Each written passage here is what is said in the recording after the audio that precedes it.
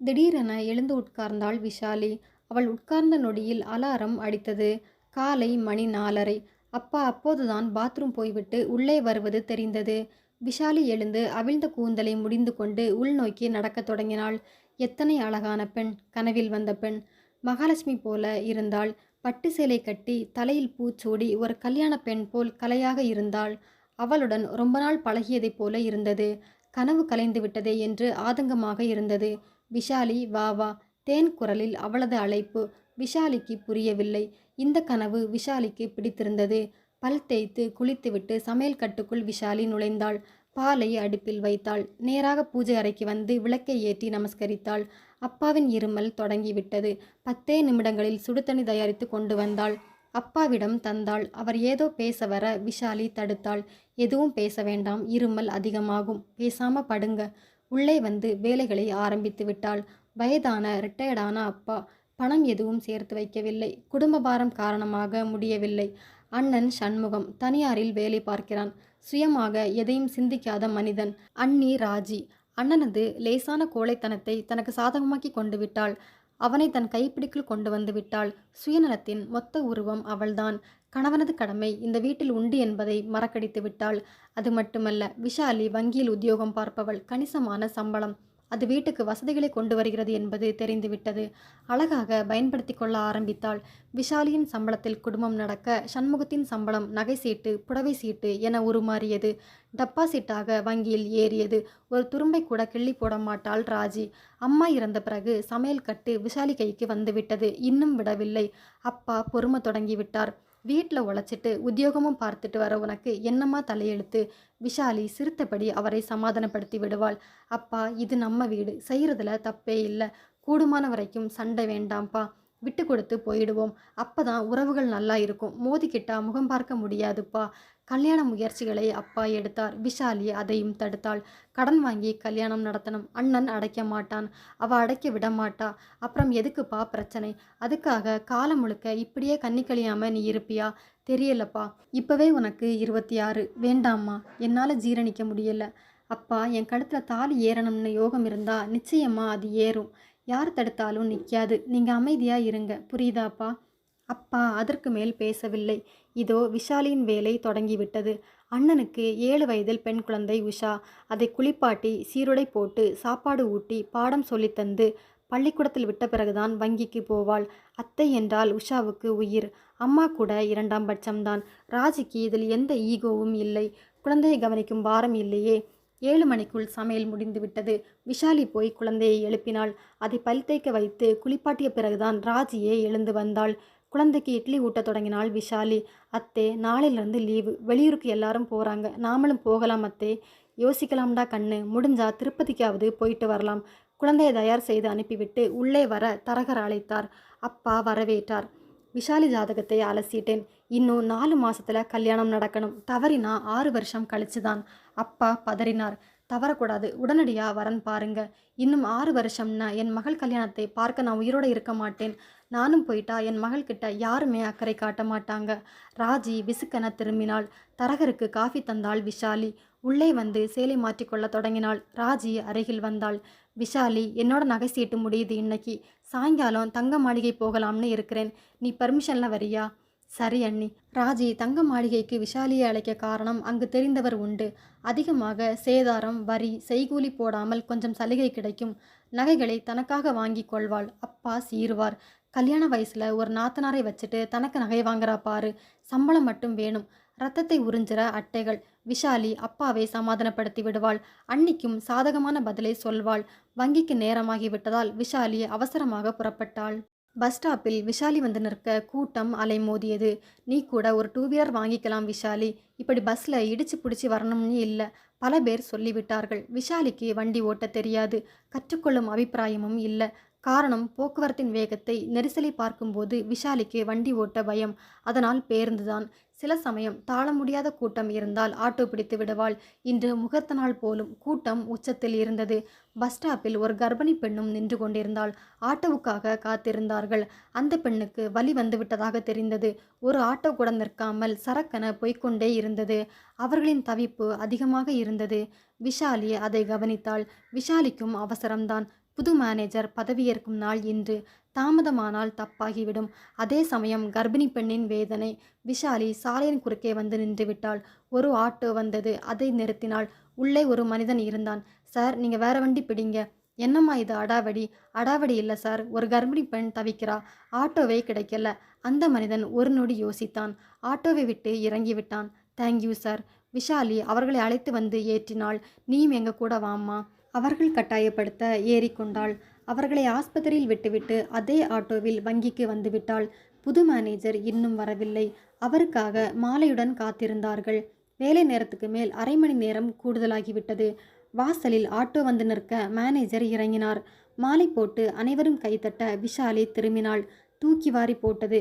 ஆட்டோவை வழிமறித்து யாரை இறக்கிவிட்டாலோ அவரேதான். அக்கவுண்டன்ட் எல்லாரையும் மேனேஜருக்கு அறிமுகப்படுத்தினார். மிஸ் விஷாலி. விஷாலி கை கூப்பினாள். மேனேஜர் வணங்கிவிட்டு சிரிக்கக்கூட இல்லை. வேலை தொடங்கிவிட்டது. 12 மணிக்கு விஷாலி அழைக்கப்பட்டாள். அவளிடம் ஏதோ விளக்கம் கேட்க விஷாலிக்கு அது தெரியவில்லை. பிடித்து கொண்டார். அவளை விடவில்லை. மனிதர் பழி வாங்குகிறார் என விஷாலி நினைத்தாள். இந்த மனுஷனை வச்சுட்டு நாட்கள் ஓட்ட முடியுமா என்ற கவலை வந்தது. தன் வேலைகளில் மூழ்கி போனாள். மேனேஜருக்கான கார் பிற்பகலில் வந்துவிட்டது. வீட்டை ஏற்கனவே பார்த்து பிடித்து விட்டார். கணக்குகள் முடிக்க வேண்டி இருந்ததால் விஷாலி போகவில்லை. 5 மணிக்கு முடித்தாள். வெளியே வர மேனேஜர் காரில் ஏறிக்கொண்டிருந்தார். விஷாலியை பார்த்ததும் இறங்கி வந்தார். வாங்க விஷாலி, உங்களை உங்கள் வீட்டில் ட்ராப் பண்ணிடுறேன். Thank you sir. வேண்டாம். ஏன், வரக்கூடாதா? பாதியில் இறக்கி விட்டுருவனோன்னு பயமா? விஷாலி சிரித்தாள். அதுக்குல்ல, புது மேனேஜர் வந்ததும் முதல் நாளே காரில் போகிறா விஷாலின்னு 4 பேர் 4 விதமாக பேசுவாங்க. எதுக்கு நாமே இடம் தரணும்? Thank you sir. போய்கொண்டே இருந்தாள். புது மேனேஜர் பிரசாத் பிரமிப்புடன் அவளை பார்த்தபடி நின்றார். விஷாலி வீட்டுக்குள் வந்ததும் ஹாலில் சூட்கேஸ் போன்றவைகள் இருந்தன. அப்பா வந்தார். அப்பா, யார் ஊருக்கு போகிறாங்க? என்கிட்ட எதையும் சொல்லலம்மா. சொல்லவும் மாட்டாங்க. உங்க அண்ணன் வந்தாச்சு, கேட்டுக்கோ. அண்ணன் வெளியே வந்தான். ராஜி, இன்னமுமா நீ புறப்படல? வந்துக்கிட்டே இருக்கேன். விஷாலியிடம் வந்தான். 4 நாளைக்கு பெங்களூர் மைசூர்னு போயிட்டு வரலாம்னு கிளம்பியிருக்கோம் விஷாலி. குழந்தை உஷா ஓடி வந்தது. அத்தே, நீ ஏன் வரல? அப்பா அருகில் வந்தார். ஏற இறங்க பார்த்தார். அத்தே யாரும் கூப்பிடலடா, அப்புறம் எப்படி வருவா? சண்முகத்தின் முகம் இருண்டது. ராஜி வேகமாக வெளியே வந்தாள். அவ வந்துட்டா, யார் உங்களை பார்த்துக்கிறது? தேங்க்யூம்மா. என் மேலே உள்ள கரிசனம் காரணமாக விஷாலியை கூட்டிகிட்டு போக வேண்டாம்னு வச்சிட்டீங்க இல்லையா? அப்பா, இப்படி வாங்க. இருமா, பேசும்போது தடுக்காதே விஷாலி. உழைக்கிறது நீ, மற்றவங்களுக்கு உல்லாசம். இந்த அநியாயத்தை என்னால் தாங்கிக்க முடியல விஷாலி. ராஜி நெருங்கினாள். நாங்களும் ஊரை சுத்த போகல. பெங்களூரில் என் அக்கா வீடு இருக்கு. விஷாலி அங்கே வந்து தங்குவாளா? சரி, அப்படியே நாங்கள் வெளியூர் போயிட்டாலும் என்ன தப்பு? நீ என்ன செஞ்சாலும் தப்பில்லை தாயே. நான் இந்த வீட்டில் ஊமையாக இருக்கணும். விஷாலி கழுத்தில் ஒரு தாலி ஏறிட்டா நானும் போயிடுவேன். ஆசையா ஒரு இடத்துக்கு புறப்படக்கூடாது. சண்டை போட்டு மூட் அவுட் பண்ணி தான் அனுப்புவாங்க. வந்தவ வாழக்கூடாதுன்னு நினைக்கிறது தான் தன் மகளை வாழ விடாமல் தடுக்குது. என்னம்மா சொன்ன? என் மகளை உன் சாபம் வாழ விடாமல் தடுக்குதா? அப்பா, தயவு செஞ்சு உள்ள வாங்களேன். அண்ணி ஆரம்பித்து விட்டாள். போதும், நான் போகல. இத்தனை சாபத்தை வாரி கொட்டிட்டு போனா பயணம் நல்லபடியாக முடியணுமே. விஷாலி அப்பாவை உள்ளே அழைத்து போய்விட்டாள். போதும்பா, பேசாதீங்க. எப்படிம்மா பேசாமல் இருக்கிறது? உனக்கு ஆசைகளே இல்லையா? நீ துறவியா? அப்பா, நீங்கள் என்ன பேசினாலும் அதில் 100% நியாயம் இருந்தாலும் கெட்ட பேர் நமக்கு தான்ப்பா. அப்படின்னு இதுங்களுக்காக காலம் முழுக்க நீ உழைச்சி கொட்டுவியா? உனக்கு ஒரு வாழ்க்கையே இல்லையா? விடுங்க, அவங்க போகட்டும், நாம் அப்புறமா பேசிக்கலாம். அப்பாவை அடக்கி விட்டு வர எதிரே ராஜி வந்தாள். நீயும் புறப்படு விஷாலி. வேண்டாம் அண்ணி, எனக்கு லீவ் இல்லை. பேங்கில் ஏகப்பட்ட வேலைகள். நீங்கள் புறப்படுங்க, சந்தோஷமாக போயிட்டு வாங்க. சண்முகம் அருகில் வந்தான். ரயிலுக்கு நேரமாச்சு ராஜி. குழந்தை அத்தையை கட்டி கொண்டது. எந்த கலாட்டவும் பண்ணாமல் அம்மா கூட சமத்தா இருக்கணும்டா குட்டி. சரி அத்தே. அவர்கள் போய்விட்டார்கள். அப்பா கூடத்துக்கு வந்தார். பாத்தியா, உள்ளே வந்து என்கிட்ட ஒரு வார்த்தை கூட சொல்லிக்க இல்லை. விடுங்கப்பா, பெருசு பண்ணிக்காதீங்க. விஷாலி, இப்படி உட்காருமா. அருகில் வந்து உட்கார்ந்தாள். என்னப்பா, நான் சொல்கிறேன்னு கோவப்படாதே. ஏற்கனவே சொன்னதுதான். எது? நீ கை நிறைய சம்பாதிக்கிற. நாம் 2 பேரும் தனியாக போயிடலாம். நமக்கு தாராளமாக போதும்மா. என்ன சொல்கிற? விஷாலி பேசவில்லை. எதுக்கு இவங்க முகத்தை பார்த்துட்டு அடிமையாக இருக்கணும்? உன் கல்யாணத்தில் அக்கறை இல்லை உன் அண்ணனுக்கு. கண்டிப்பாக உனக்காக, உன் நல்வாழ்வுக்காக அவன் எதையும் செய்ய போகிறதில்ல. அப்புறம் யாருக்காக இருக்கணும்? அப்பா, நீங்கள் உணர்ச்சி வசப்பட்டு பேசுகிறீங்க. கொஞ்சம் யதார்த்தமாக பார்க்கணும். எப்படிம்மா? நீங்கள் வயசானவர். நான் கல்யாணம் முடிஞ்சு போயிட்டா நீங்கள் அண்ணன் கூட தான் இருக்கணும். இப்போ என் கூட வந்துட்டு மறுபடியும் திரும்பி போனால் மரியாதை இருக்குமா? நான் திரும்பி போக மாட்டேன்மா. கோயில் வாசலில் செருப்பு கடை போட்டால் கூட கௌரவமாக சம்பாதிக்கலாம்.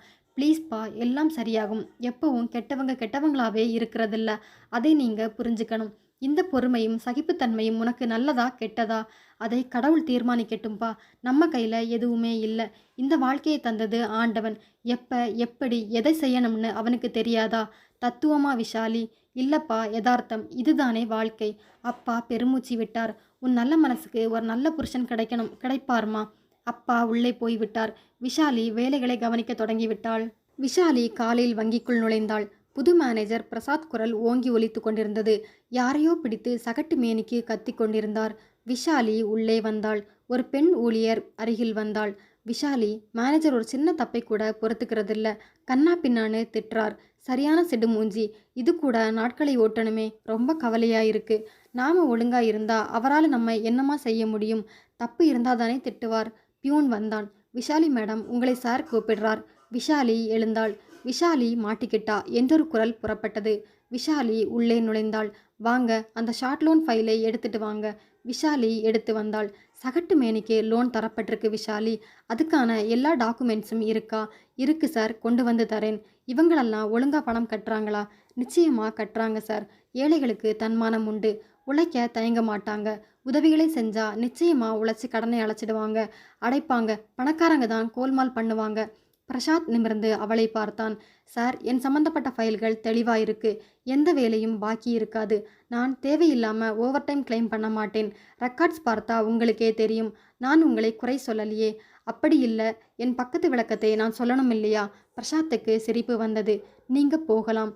ஒரு ரிக்வெஸ்ட் சார். பூக்காரி ஒருத்தி லோன் கேட்டிருக்கா. கடனை ஒழுங்கா அடைப்பா. சாரி, நிறைய லோன் கொடுத்தாச்சு. Quota over. இல்லை சார், யாரை நம்புகிறோமோ அவங்க உழைப்புக்கு முடிஞ்சா வழி காட்டுறது தான். இல்லைன்னா விட்டுருங்க. அவளை நான் வர சொல்லியிருக்கேன். என்னை பார்த்துட்டு போக சொல்லுங்க. ஏதாவது வாய்ப்பு வந்தா செய்கிறேன். விஷாலி வெளியே வந்து பூக்காரி பொன்னம்மாவை உள்ளே அனுப்பினாள். தன் இருப்பிடம் வந்தாள். செம டோசா விஷாலி. எதுக்கு? நான் தப்பு செஞ்சிருந்தா தானே திட்டு விழும். சரி, வாங்கிக்கிட்டவங்க வெளியில் அதை சொல்லவா போறீங்க? விஷாலி சிரித்தாள். வேலையை கவனிக்க ஆரம்பித்தாள். வீடு திரும்பும்போது 6:30 மணி.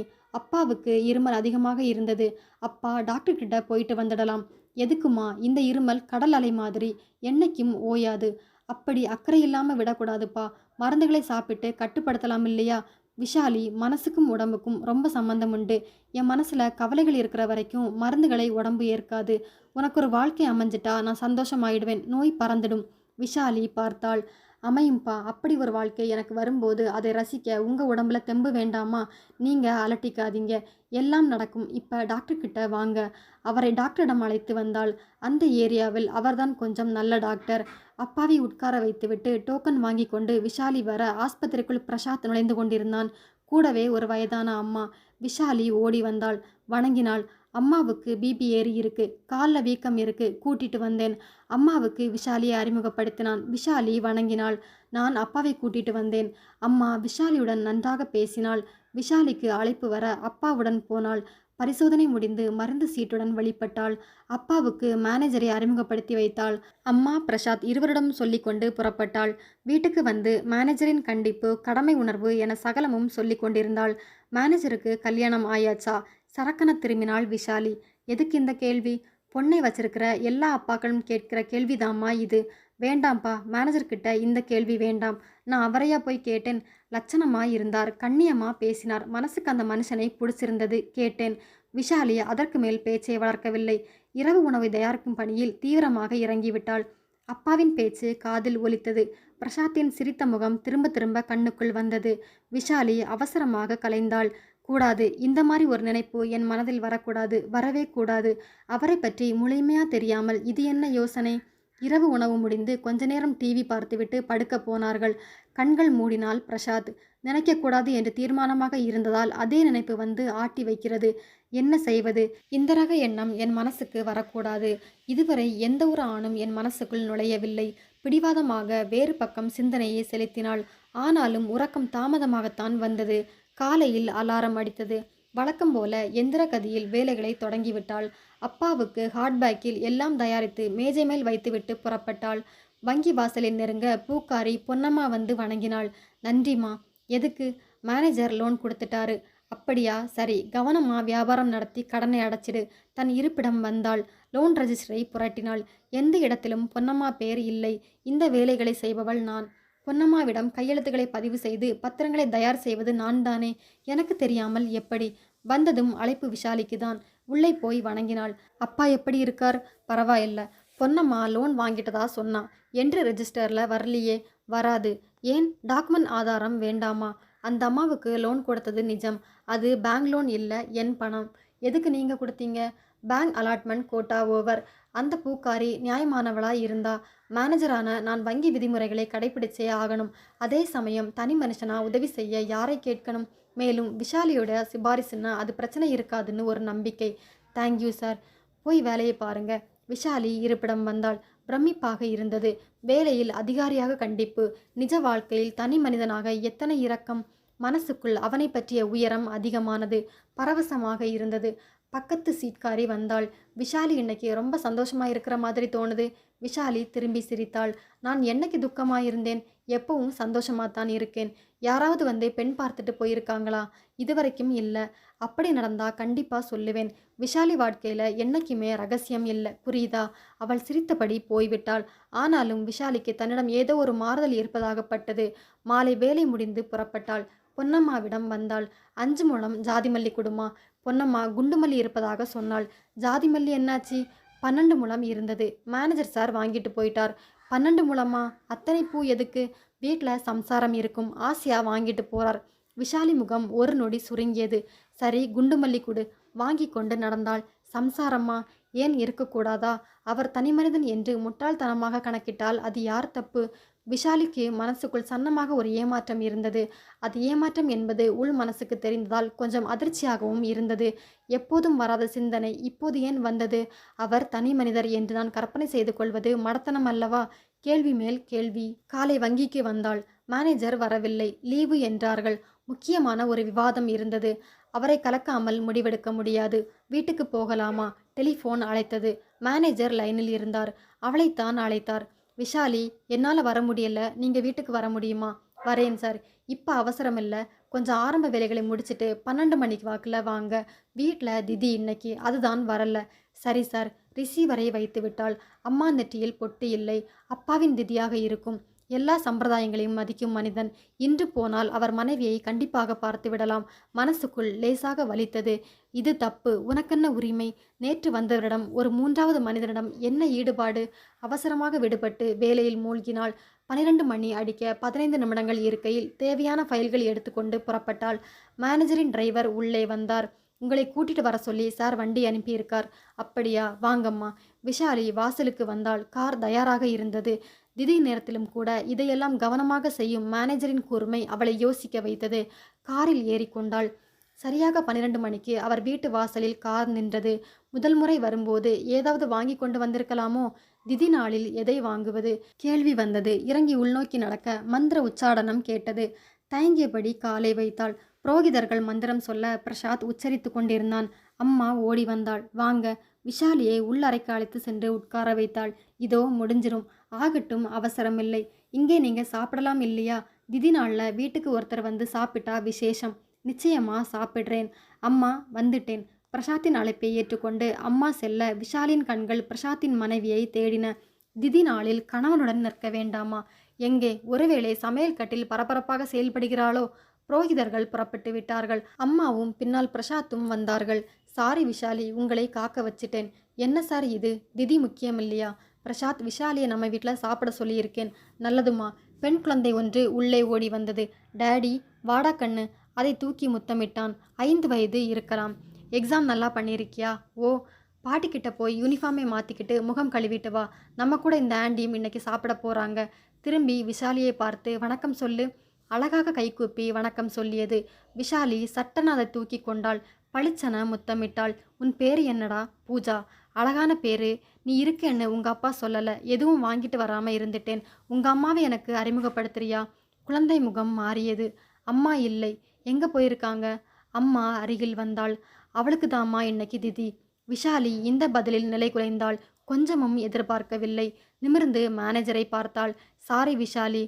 நான் தான் சாரி சொல்லணும் சார். கேட்கக்கூடாத கேள்வியை கேட்டு, அதுவும் குழந்தைகிட்ட கேட்டு, சாரி எல்லாரும் என்ன மன்னிச்சிடுங்க. எதுக்குமா மன்னிப்பு? இல்லம்மா, சார் தினமும் நிறைய பூ வாங்கிட்டு போறார். நான் தப்பு கணக்கு போட்டுட்டேன்.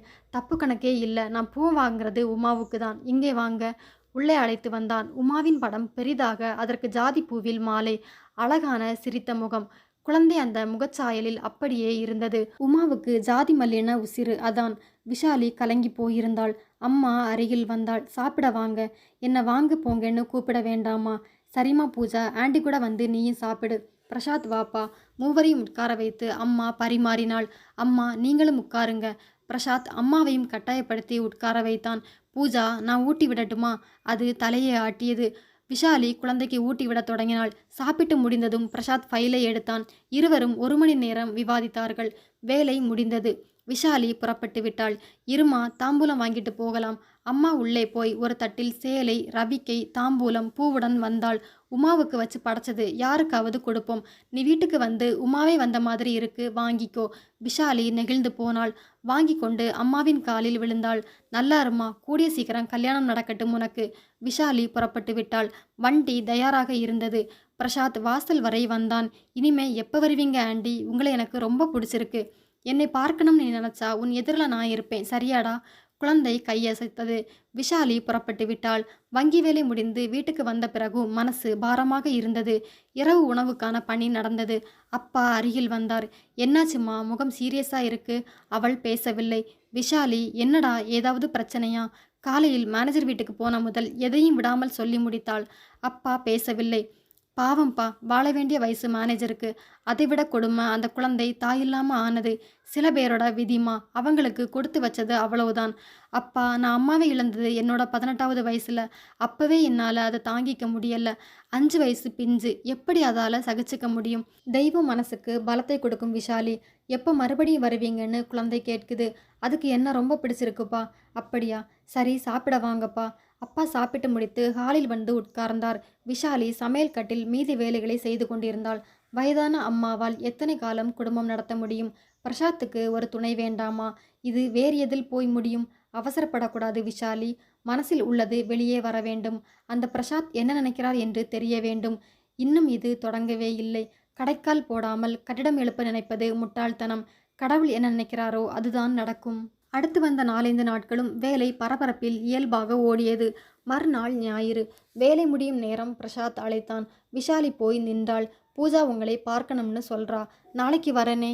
வேற ஏதாவது ப்ரோக்ராம் இருக்கா? எதுவும் இல்லை, கண்டிப்பாக வரேன். விருந்தாளியாக வரல. நான் வரது அம்மாவுக்கும் பயனுள்ளதாக இருக்கணும். 6 மணி அடிக்கும்போது உங்கள் வீட்டு வாசலில் இருப்பேன். வண்டி அனுப்புகிறேன். வேண்டாம், இது அஃபிஷியல் வேலை இல்லை. வண்டி கூடாது, பர்சனல் ஒர்க்கு. சரி சரி, என்னை விட கண்டிப்பாக இருக்கீங்க.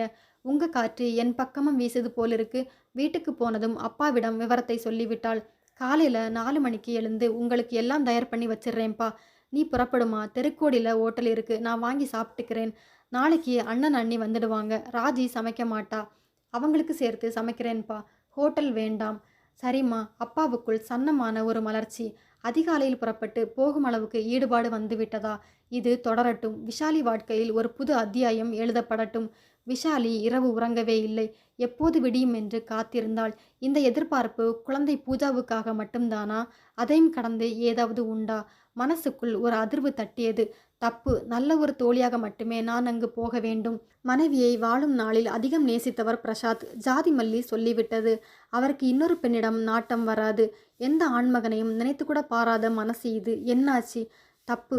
என்னிடம் முளைத்திருக்கும் இந்த ஆசை விபரீதமானது. இதை விட்டு ஒழிக்க வேண்டும். அலாரம் அடிக்க எழுந்து மளமளவென சமையலை தொடங்கிவிட்டாள். சகலத்தையும் ஹாட்பேக்குக்கு மாற்றி உணவு மேஜையில் பரப்பினாள். நேரம் 5:15. அம்மா வைத்து தந்த சேலையை கட்டி கொண்டாள். குழந்தைக்காக மில்க் சாக்லேட், பொம்மை, சில விளையாட்டுப் பொருட்கள் என முதல் நாளே வாங்கி வைத்திருந்தாள். நேரம் 5:30. புறப்பட்டு விட்டாள். விஷாலி, இருட்டு பூரணமாக விலகல்ல. தனியாக போவியாம்மா? எனக்கு என்னப்பா பயம். நீங்கள் போய் படுங்க. எல்லாம் டேபிள் மேலே தயாராக இருக்கு. சரிம்மா.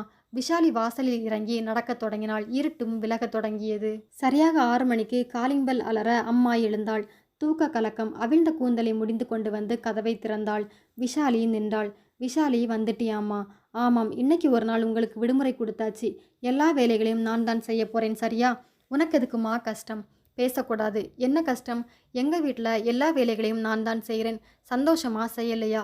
வேலை செய்யறது கஷ்டம்னு பெண்கள் சொன்னா பிறந்த பிறப்புக்கே அவமானம். புரியுதா? வாங்க. அம்மா அவளுடன் உள்ளே வந்தாள். பூஜை ரூம் எங்கேம்மா? வாம்மா அழைத்து போனாள். விஷாலி வணங்கி எழுந்தாள். உன் கையால விளக்கேற்றுமா? ஐயோ நானா? என்ன தப்பு? உனக்கந்த தகுதி இல்லையா? நான் சொல்றேன் விளக்கேத்து. விஷாலி விளக்கை ஏற்றிவிட்டு தொழுதாள். அம்மா காலில் விழுந்து வணங்கினாள். நல்லா இருமா. உன் மனம் போல வாழ்க்கை அமைய கடவுள் உன் பக்கம் இருக்கணும். சரி, சமையல் கட்டு எங்கே? அங்கே உள்ள பொருட்களை காட்டுங்க. உங்க வீட்டு மெனு, ருசி, பதம் சொல்லிடுங்க. இருவரும் உள்ளே நுழைந்தார்கள். உன் விருப்பம் போல செய்யுமா. பிரசாத்துக்கு எதுவுமே தள்ளுபடி இல்லை. எல்லாமே பிடிக்கும். நீங்க போய் ரெஸ்ட் எடுங்க. நான் பார்த்துக்கிறேன். அம்மா சிரித்தபடி விலகி போனாள். 10 நிமிடம் தடுமாறிய விஷாலி ஒரு மாதிரி பிடிபட்டவுடன் படபடவென வேலைகளை தொடங்கிவிட்டாள். 1 மணி நேரத்தில் குழந்தையை விஷாலியே வந்து எழுப்பினாள். Good morning aunty. Very good morning. எழுந்திரடா ராஜாத்தி. ஆண்டியே இன்னைக்கு உனக்கு எல்லாம் செஞ்சு விடுவனாம். குழந்தை உற்சாகமாக வந்தது. அதற்கு பல்லை தேய்த்துவிட்டு குளிக்க வைத்து வேறு உடை மாற்றி தலைவாரி பவுடர் போட்டு சகலமும் செய்தாள் விஷாலி. சமையல் கட்டையும் கவனித்து கொண்டாள்.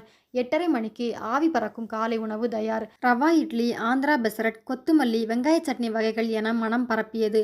பாட்டியிடம் சண்டித்தனம் செய்யும் பூஜா விஷாலி ஊட்டி விட்டதும் மறுபேச்சில்லாமல் சாப்பிட்டது.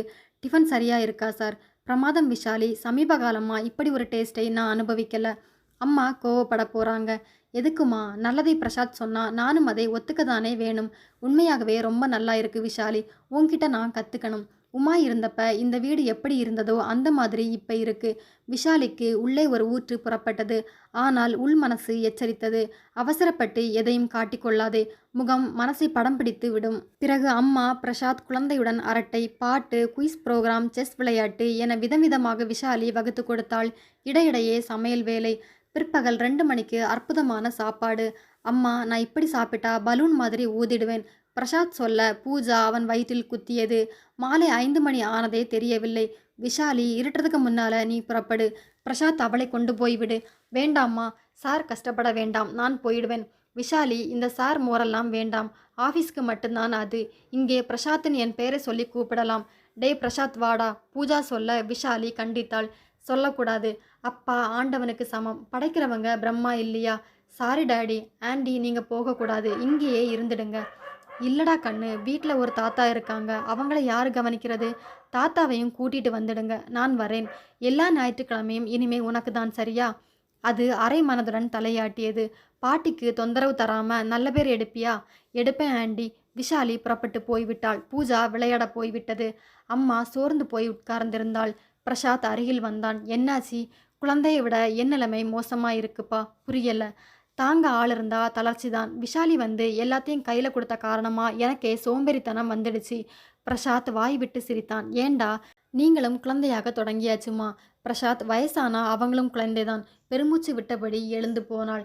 பிரசாத்துக்கு ஆச்சரியமாக இருந்தது. விஷாலி ஒரே நாளில் எப்படி எல்லாரையும் தன் பக்கம் இழுத்து விட்டாள். அவள் மேல் அம்மாவும் குழந்தையும் பித்தாகி விட்டார்கள். விஷாலி நல்லாத்தான் சமைக்கிறா. எனக்கே ரொம்ப பிடிச்சிருக்கு. அதுக்காக எப்பவும் விஷாலி வந்து சமைச்சு தர முடியுமா? தோலை குலுக்கியபடி பிரசாத் உள்ளே போனான். விஷாலி வீட்டுக்குள் நுழைந்ததும் ஒரே கலவரமாக இருந்தது. அண்ணி இறைந்து சத்தம் போட்டு கொண்டிருந்தாள். அண்ணனின் சப்தமே இல்லை. விஷாலி அருகில் வந்தாள். வாங்கண்ணி, எப்போ வந்தீங்க? விஷாலி, நாங்கள் போனவங்க அப்படியே போயிருக்கணும். திரும்பி வந்ததே தப்பு. அப்படி யார் சொன்னாங்க? சொன்னா தானா? உங்கள் அப்பாவோட பேச்சும் குத்தல் வார்த்தையும் சொல்லுதே. அப்பா எங்கே? வாய்க்கு வந்தபடி பேசிட்டு அவர் வெளியில போயிட்டார். நான் பேசினா பொல்லாப்பு தாங்க முடியல. விஷாலி பேசவில்லை. நாங்கள் எதையும் யார்கிட்ட இருந்தும் தட்டி பறிக்கல. எங்களுக்கும் மனசு உண்டு. நியாயமா உன்னை வாழ வைக்கிற பொறுப்பு உங்க அப்பாவோடது. அவர் அதை சரியா செஞ்சாரா? விஷாலிக்கு மூக்கு நுண்ணி சிவந்தது. இதை பாரு விஷாலி, நானும் இந்த வீட்டுக்கு வாழத்தான் வந்திருக்கேன். நான் தியாகி இல்லை. உங்க அப்பா சம்பாதிச்சு எங்க மேல எவ்வளோ எழுதி வச்சிருக்கார். உங்க அண்ணன் தன் சொந்த உழைப்பில் வாழ்றார். நான் அவரை நம்பித்தான் இருக்கேன். இதுல உங்க அப்பாவுக்கு கோவப்பட யோகியதை இருக்கா? விஷாலி திரும்பி அண்ணனை பார்த்தாள். அப்பாவை மனைவி தாறுமாறாக விமர்சிப்பதை அண்ணன் கொஞ்சம் கூட பொருட்படுத்தியதாக தெரியவில்லை. விஷாலிக்கு ஆத்திரமும் வேதனையும் புறப்பட்டது. யாரை சொல்லியும் குற்றமில்லை. இதெல்லாம் பாவம். பேசி லாபமும் இல்லை. விஷாலி ஒரு பார்வையை பார்த்துவிட்டு உள்ளே போனாள். என்னங்க, உங்க அப்பாவை நான் பேசினது விஷாலிக்கு பிடிக்கல. சண்முகம் எழுந்து வந்தான். ராஜி, நான் ஒன்று சொன்னா நீ கோவப்பட மாட்டியே? என்ன? விஷாலியோட வருமானம் காரணமாக தான் நம்ம வீட்டு பொறுப்பு இல்லாமல் கொஞ்சம் நிம்மதியாக இருக்க முடியுது. அதனால அவன் முன்னால உன் கோபத்தை அடக்கு. ஜாக்கிரதையா இரு. அவ்வளோதான். விவேகமாக நடந்துக்கோ ராஜி. விஷாலி கதவோரம் வந்து நின்றாள். விஷாலி வீட்டில் இல்லாத நேரத்தில் கிழவன்கிட்ட நீ என்ன பேசினாலும் சாட்சி இல்லை. ராஜி அருகில் வந்தாள். நீங்க கூட உருப்படியான யோசனைகளை சொல்ல தொடங்கிட்டீங்களே.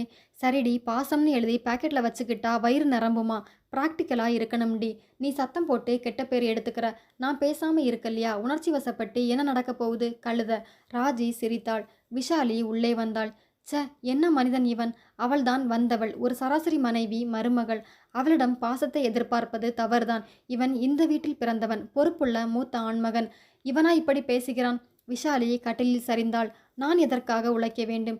ஏன் இழுத்து போட்டுக்கொண்டு செய்ய வேண்டும்? என்ன அவசியம்? இனி சுயநலம் வர வேண்டும். நான் எனது என்ற எண்ணம் தலை தூக்க வேண்டும். அப்போதுதான் பிழைக்க முடியும். அப்பா சொல்வது போல ஆனது ஆகட்டும் என்று வேறு வீடு பார்த்து போய்விடலாமா? இவர்களை விட்டு நான் விலகினால் குடும்பம் நாறும். பொறுப்பு வர வேண்டும். மற்றவர்களை உறிஞ்சியே வாழ்வது முறையல்ல என்ற பாடத்தை காலம் இவர்களுக்கு கற்றுத்தர வேண்டும். விஷாலியிடம் இருந்த கனிவு தொலைந்து லேசான கடுமை தலை தூக்க தொடங்கியது. மேலும் ஒரு வாரம் ஓடிவிட்டது. சனிக்கிழமை மாலை பிரசாத் அவளை அழைத்தான். விஷாலி எதிரே நின்றாள். நாளைக்கு பாட்டி பேத்தி 2 பேரும் உன் வரவுக்காக ஆவலா காத்திருக்காங்க. விஷாலி நிமிர்ந்தாள். சார், நான் வந்து தான் ஆகணுமா? ஏன் விஷாலி, எதுக்காக இந்த கேள்வி? என்னை நீங்க புரிஞ்சுக்கணும். நான் 3வது மனுஷி. எங்க குடும்பம் உன்னை அப்படி நினைக்கல. தெரியும், நினைக்கிறனாலும் உண்மை அதுதானே. பிரசாத் பேசவில்லை. இந்த வாரம் வரலாம், இன்னும் 4-5 வாரம் வரலாம். ஆனா என்னைக்கு நான் வரது தொடர்ந்து நடக்குமா? இப்ப வந்து ஒரு பழக்கத்தை உண்டாக்கிட்டு நாளைக்கு வர முடியாத ஒரு சூழ்நிலை ஏற்பட்டா அந்த குழந்தை மனசுல ஒரு ஏக்கமும் பாதிப்பும் வராதா? அப்படி வரலாமா? நியாயம்தான். நீ கல்யாணம் செஞ்சுக்கணும், இன்னொரு இடத்துக்கு வாழ போகணும், அங்கே அனுமதி கேட்கணும், ஒப்புக்கிறேன். சார், கல்யாணத்தை மனசுல வச்சுக்கிட்டு சத்தியமா இதை நான் சொல்லல. அதுவும் நடந்தானே தீரணும் விஷாலி. தெரியல, என் குடும்பம் இருக்கிற சூழ்நிலைக்கு அது நடக்குமானே தெரியல. நீ என்ன சொல்ற? வேண்டாம் சார், உங்களுக்கு 1000 வேதனை. என் சோகத்தை உங்க முதுகுல எதுக்கு நான் ஏத்தணும்? வேண்டாம். விஷாலி சந்தோஷத்தை பகிர்ந்துக்காம போகலாம், கஷ்டத்தை ஷேர் பண்ணிக்கிட்டா அது பாதியாகும், புரியுதா? நிமிர்ந்து பார்த்தாள். இப்ப நீ சொல்ல வேண்டாம். ஆனா உன் மனபாரத்தை இறக்கி வைக்க விரும்பினா, என்னை ஒரு நல்ல சிநேகிதன் நீ நம்பினா சொல்லு. நாளைக்கு நீ வர வேண்டாம். இல்லை சார், நாளைக்கு நான் வரேன். எல்லாரும் நெருப்பை வீசும்போது பனிக்கட்டியை தரக்கூடியவங்களை விளக்குறது விவேகமில்லை. நான் வரேன். தேங்க்யூ. இருவரும் புறப்பட்டு விட்டார்கள். பிரசாத் வீட்டுக்குள் நுழைந்ததும் அம்மா விஷாலி பற்றி தான் கேட்டாள். நாளைக்கு வருவாமா? அம்மா குழந்தை இருவர் முகத்திலும் புதிதாக பூக்கள் மலர்வதை பிரசாத் கவனித்தான். விஷாலின் வரவுக்கு ஒரு மகத்தான சக்தி இருக்கிறது, அது தெரிந்தது. இரவு உணவு முடிந்து குழந்தை உறங்கிவிட்டது. அம்மா வந்தாள். பிரசாத், தூங்கலையாப்பா? இல்லம்மா. ஏதாவது பிரச்சனையாப்பா? அம்மா, பிரச்சனை நமக்கு மட்டும்தான் நினைக்கிறோம், எல்லாருக்கும் இருக்கு. என்ன? விஷாலியோட வரவுக்காக காத்துட்டு இருக்கீங்களே, அது என்னைக்கும் நிரந்தரமா? விசுக்கன அம்மா திரும்பினாள். நாளைக்கு இன்னொரு வீட்டுக்கு வாழ போற பொண்ணு, புருஷன் வீடு இந்த நட்பை அனுமதிக்குமா? ஏன்பா, அவளுக்கு கல்யாணம் நிச்சயமாக போகுதா? இல்லம்மா, இப்ப இல்லை, ஒரு நாள் நடக்கும் இல்லையா? அம்மா, பூஜா விஷாலி கிட்ட ரொம்ப ஒட்டிக்கிறா. ஒரு வகையில் அது ஆபத்தும் கூட. நாளைக்கு விஷாலி வர முடியாமல் போனால் பூஜா மனசில் ஒரு ஏக்கம் வரக்கூடாது இல்லையா? பிரசாத், நான் இப்போ இதை பேசுறது கூடாது தான். ஆனால் மனசில் உள்ளதை பேசாமல் இருக்க முடியல. என்னை மன்னிச்சிருப்பா, கோவப்படாதே. என்ன பேசுகிறீங்க? உங்களை நான் மன்னிக்கிறதா? எதுக்கு இத்தனை பெரிய வார்த்தைகள்? சொல்ல வந்ததை சொல்லிடுங்க. விஷாலிக்கும் கல்யாணம் ஆகல. நம்ம பூஜாவுக்கு விஷாலி அம்மாவா வரக்கூடாதா? பிரசாத் ஆழமாக அம்மாவை பார்த்தான். உமாவே, நான் மறந்தே போயிட்டேன்னு எப்படிமா உங்களால் நினைக்க முடிஞ்சது? உமா மேலே உயிரே வச்சவன் நான். அவ கூட நடத்தின சந்தோஷமான தாம்பத்தியம் பவித்திரமானதுன்னு உங்களுக்கு தெரியாதா? எல்லாம் தெரியும்ப்பா. அவளுக்கு உன் கூட வாழை கொடுத்து வைக்கல. அம்மா, நான் கொடுத்து வைக்கல. எதுவோ ஒன்று. நீ உன் கண்ணோட்டத்தில் மட்டுமே வாழ்க்கையை பார்க்காதே பிரசாத். நீ துறவியாக இருந்தா உன் விருப்பம் போல நடக்கலாம். பூஜா உன் குழந்தை. இனிமே நீ வாழ வேண்டியது அவளுக்காக. உண்டா இல்லையா? நிச்சயமாம்மா. நான் வயசானவள் பிரசாத், நிரந்தரமில்லை. பூஜா பெண் குழந்தை. ஒரு காலகட்டத்துக்கு மேலே பெண் குழந்தைக்கு அம்மாவோட தேவை அவசியமாக இருக்கும், புரியுதா? புரியுதுமா. உனக்குன்னு ஒருத்தி வந்தாதான் அது நடக்கும். அம்மா, அவளோட வரவால் என் பூஜாவுக்கு இருக்கிற சந்தோஷமும் போயிடக்கூடாது இல்லையா? பூஜா பாதிக்கப்படக்கூடாதுன்னு தான் நான் இன்னொரு கல்யாணம் பற்றி யோசிக்கவே இல்லை. பிரசாத், விஷாலி ரொம்ப நல்ல பொண்ணு. அவகிட்ட குழந்தைக்கு ரொம்ப ஈடுபாடு.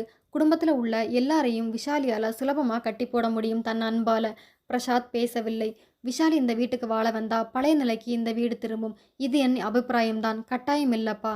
அம்மா, என் சம்மதம் 2ஆம் பட்சம். அதை இப்போ பேச வேண்டாம். ஆனால் விஷாலி மனசை நோகடிக்கிற உரிமை நமக்கில்லை. அவகிட்ட அழகு, படிப்பு, நல்ல உத்தியோகம் எல்லாம் இருக்கு. போயும் போயும் எதுக்கு 2ஆம் தாரமாக நான் வாக்கப்படணும்னு அவன் நினச்சா? அதில் தப்பே இல்லை. அம்மா பேசவில்லை. மேலும் மேனேஜர் வீட்டுக்கு வர சொன்னதே இந்த மாதிரி ஒரு எண்ணத்தை மனசில் வச்சுக்கிட்டு தான் அவன் நினச்சிட்டா. அவன் மதிப்பில் நான் ரொம்ப மலிவாக போயிடுவேன். அம்மா பேசவில்லை. பிரசாத் எழுந்தான். அம்மா, எதையுமே யார் மேலேயுமே திணிக்க வேண்டாம்.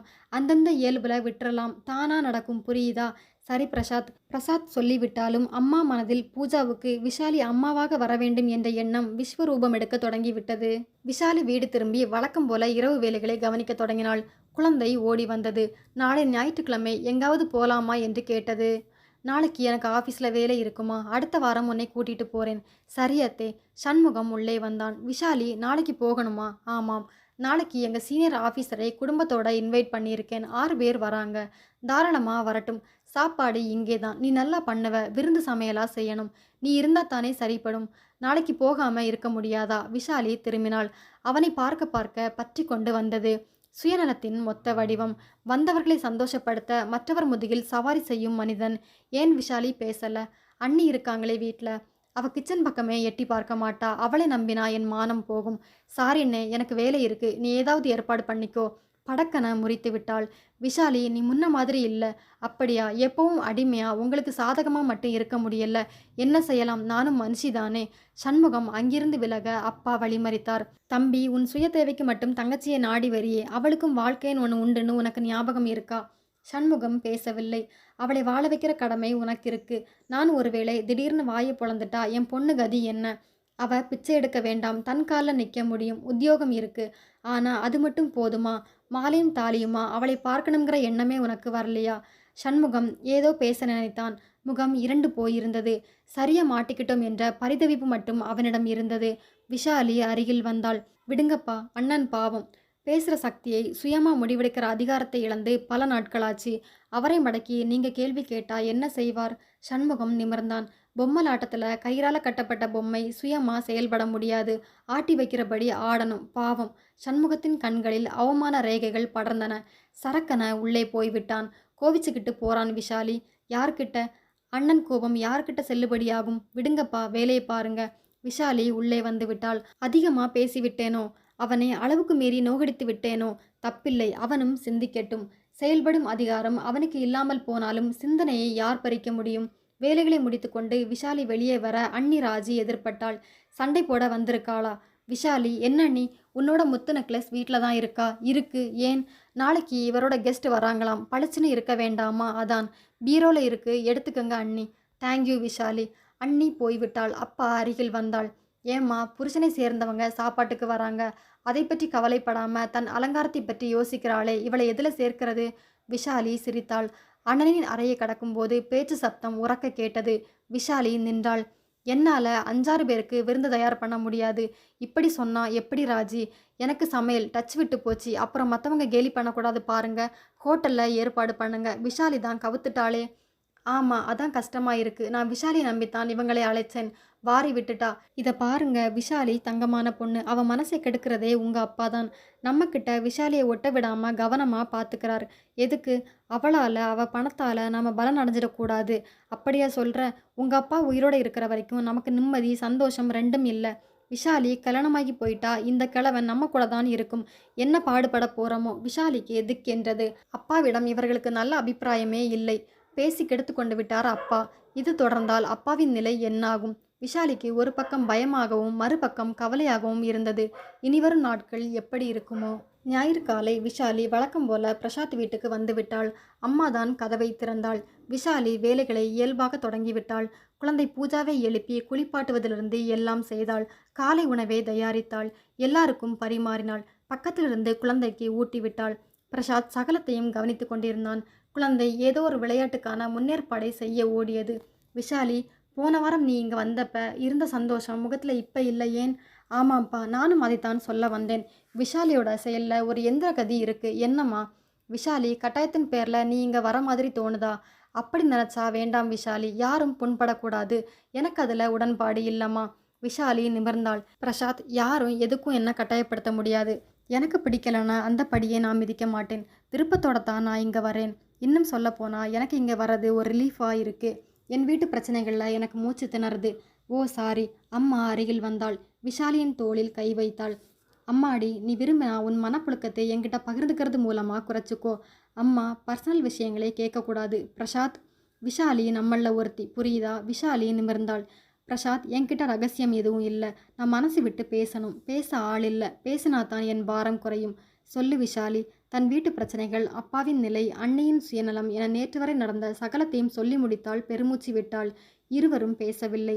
நான் குழப்பத்தில் இருக்கேன். என்ன குழப்பம் விஷாலி? இவங்க செயல்கள் பிடிக்காத காரணமா நாங்கள் வெளியில் வந்துடலாம். தனியாக குடும்பம் நடத்த என் வருமானம் போதும். ஆனால் எனக்கு ஒரு வாழ்க்கை நாளைக்கு அமைஞ்சா அப்பாவோட கதி என்ன? அவரை நான் விட்டுட்டு வர முடியுமா? நிச்சயமா முடியாது விஷாலி. உன்னோட தான் அவர் இருக்கணும். அதுதான் நியாயம். எப்படி பிரசாத்? யார் ஒப்புக்குவாங்க? கல்யாணமாகி ஒரு பெண் வரும்போது அவள் அப்பாவையும் கூடவே கூட்டிகிட்டு வந்தா ஏற்றுக்குவாங்களா? பேச்சு வராது. பேசுகிறவங்க நமக்கு வேண்டாம் விஷாலி. அவங்களை ஒதுக்கிடுவோம். பேசாதவங்க, நல்ல இதயம் உள்ளவங்க நிறைய பேர் இந்த உலகத்தில் உண்டு. அவங்க ஏற்றுக்க மாட்டாங்களா? அப்படி ஒரு குடும்பம் உனக்கு அமையாமலா போயிடும். விஷாலி சிரித்தாள். ஏன் சிரிக்கிற? நீங்கள் அழகாக பேசுகிறீங்க பிரசாத். ஆனால் நடைமுறையில் அப்படிப்பட்டவங்க இல்லை. என்னை பெற்றவங்களையே சரியாக கவனிக்காதவங்க மனைவி வீட்டு உறவுகளையா பராமரிப்பாங்க? நிச்சயமாக செய்வாங்க விஷாலி. அம்மா குறுக்கிட்டாள். விஷாலி திரும்பினாள். இத்தனை தூரம் நீ கேட்ட அப்புறம் உன்கிட்ட ஏன் மறைக்கணும்? என்ன சொல்கிறீங்க? விஷாலி, இந்த பிரசாத் எனக்கு யார் தெரியுமா? மகன். அப்படித்தான் உலகம் நினைக்குது. ஆனால் உண்மை அது இல்லை. என்ன சொல்கிறீங்க? பிரசாத் என் மாப்பிள்ளை. தெய்வமாயிட்ட என் மகள் உமாவோட புருஷன் என் மாப்பிள்ளை. விஷாலி நிலைகுலைந்தாள். அவளால் இதை நம்பவே முடியவில்லை. உன்னால் நம்ப முடியலை இல்லையா? நீ மட்டுமில்ல, ஊரும் உலகமும் இதை நம்பல. அதுதான் உண்மை. பிரசாத் குறுக்கிட்டான். நம்ப வேண்டாம். எங்களை அம்மா மகன்னே நினச்சிக்கட்டும். எனக்கு அது பிடிச்சிருக்கு. பெத்த தாய்கிட்ட ஒரு பிள்ளைக்கு இருக்கிற நெருக்கத்தை விட அம்மா கிட்ட உங்களுக்கு இருக்குது. ரொம்ப ஆச்சரியமாக இருக்குது. உமா என் ஒரே மகள். அவளை பறிகொடுத்துட்டு நான் தவிச்சு நின்னேன். அவளை விட்டா எனக்கு நாதி இல்லை. நான் அனாதை ஆயிட்டேன். அந்த நேரத்தில் உங்களுக்கு நான் இருக்கேன்னு கை கொடுத்தவர் இந்த பிரசாத் தான். இந்த நிமிஷம் வரைக்கும் எனக்கு எந்த குறையும் இல்லை. நான் இப்போ வாழ்கிறது உமா கூட தான். என் மகளை பிரசாத் ரூபத்தில் பார்க்கிறேன். அவள் இருந்தால் கூட என்கிட்ட இத்தனை பாசத்தை பொழிஞ்சிருக்க முடியாது. அம்மா அழுது விட்டாள். விஷாலின் கண்களும் கலங்கிவிட்டன. குழந்தை ஓடி வந்தது. ஏன் பாட்டி, ஆண்டி எல்லாரும் அழறாங்க? அழலடா, சாப்பாட்டுக்கு வெங்காயம் உரிச்சோம், அதனால கண்ணில் தண்ணி. விஷாலி சமாளித்தாள். ஆண்டி விளையாட வாங்க. 5 நிமிஷத்தில் வந்துடுறேன். சமையல் கட்டில் ஒரு சின்ன வேலை இருக்கு. குழந்தை ஓடியது. பிரசாத் பக்கம் திரும்பினாள். அவனை பெருமதிப்புடன் பார்த்தாள். கைகூப்பி தொழுதாள். என்ன விஷாலி இது? உங்களை சாதாரண ஒரு மனுஷனா பார்க்க எனக்கு தோணலை. அதுக்கும் மேலே நீங்கள் எங்கேயோ இருக்கீங்க. உங்களையெல்லாம் பார்த்து இந்த உலகம் கற்றுக்கணும். எதுக்கு இத்தனை பெரிய வார்த்தைகள்? உமாவே நான் கல்யாணம் செஞ்சுக்கிட்ட முதலே அம்மா எங்கள் கூட தான் இருக்காங்க. அவங்களால யாருக்கும் எந்த பிரச்சனையும் இல்லை. என்னை தன் மகனாத்தான் கருதினாங்க. அந்த பாசத்தை உமாவுக்கு பிறகு நான் மதிக்கணும் இல்லையா? பிரசாத், உமா எப்படி இறந்தாங்க?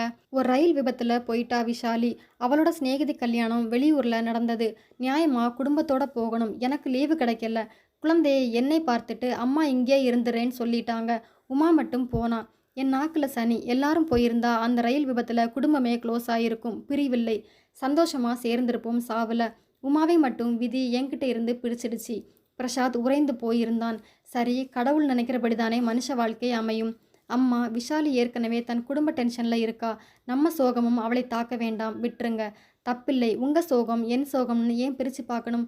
நானும் இந்த குடும்பத்தில் ஒருத்தி தான். புரியுதா? விஷாலி மெல்ல உமாவின் புகைப்படத்தருகே வந்து நின்றாள். அதையே பார்த்தாள். விஷாலி அந்த புகைப்படத்தை ஆழமாக பார்ப்பது இப்போதுதான். பட்டு சேலை கட்டி தலை நிறைய பூ வைத்து மகாலட்சுமி போல இருந்தாள் உமா. விஷாலிக்கு அதிர்ச்சியாக இருந்தது. என் கனவில் வந்த பெண் இவள்தான். பட்டு சேலை, பூ, கல்யாண பெண் போன்ற தோற்றம் இவளேதான். அன்று தோன்றவில்லை, இப்போது தோன்றுகிறது. உமாவை நான் நேரில் பார்த்தது கூட இல்லை. ஆனால் என் கனவில் வந்தவள் இதே உமாதான். இறந்த பிறகு என் கனவில் உமா வந்திருக்கிறாள். அதன் பிறகுதான் இந்த குடும்பத்தோடு எனக்கு தொடர்பு உண்டாயிருக்கிறது. இது என்ன விசித்திர பிணைப்பு? உமாதான் என்னை இங்கே கொண்டு வந்து சேர்த்திருக்கிறாளா? எதற்காக? ஏதோ ஒரு இணைப்புக்காக இத்தனையும் நடக்கிறதா? இந்த குடும்பம் தெய்வீக குடும்பம். ஏதோ ஒரு சக்தி உன் ரூபத்தில் என்னை இங்கே கொண்டு வந்து சேர்த்திருக்கிறது. நடக்கட்டும். விஷாலி கண்களை துடைத்து கொண்டாள். உமா படத்தின் முன்பு ஒரு பிரார்த்தனை போல விஷாலி வெகுநேரம் நிற்பதை அம்மா, பிரசாத் இருவரும் கவனித்தார்கள். அம்மா மனசுக்குள் ஒரு சந்தோஷ பூ பூத்தது.